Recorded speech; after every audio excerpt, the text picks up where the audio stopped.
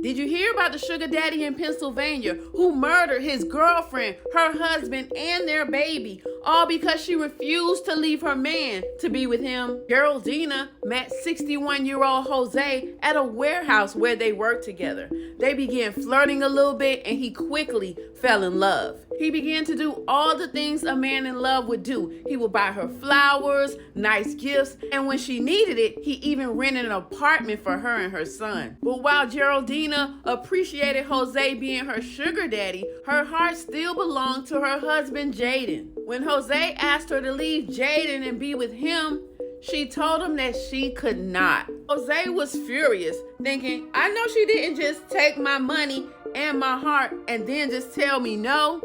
Bet. Jose called Geraldina up and said, hey, let's go for a ride. And she agreed, not knowing that this would be her last ride. He picked her and her 1-year-old son up and drove them to an empty street.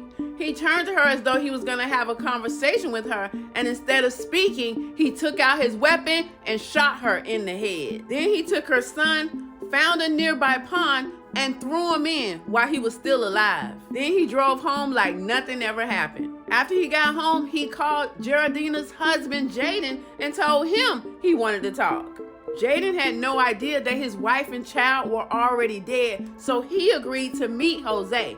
And when they met up, the two began to argue, which turned into a physical fight. Jaden put out a gun, and Jose managed to wrestle it away from him. Then he shot Jaden in the back of the head, took his body, placed it in Jaden's car, and drove Jaden to a park where he dumped his body and left the car there too. When Jaden's family realized he was missing, they contacted the police, and the first suspect was Jose. When they finally found Jose, he admitted to killing Jaden and even told them where the body was.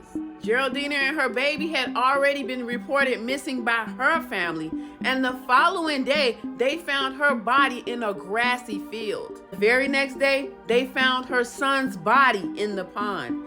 He had died from drowning. Jose has been arrested, confessed to all 3 murders, and now faces first-degree murder charges. An entire family gone, and a man who will sit in jail for the rest of his life because he feel his heart was played with. What do you think of this story? Leave a comment to let me know. I'm Te-Erika with a T. Follow for more.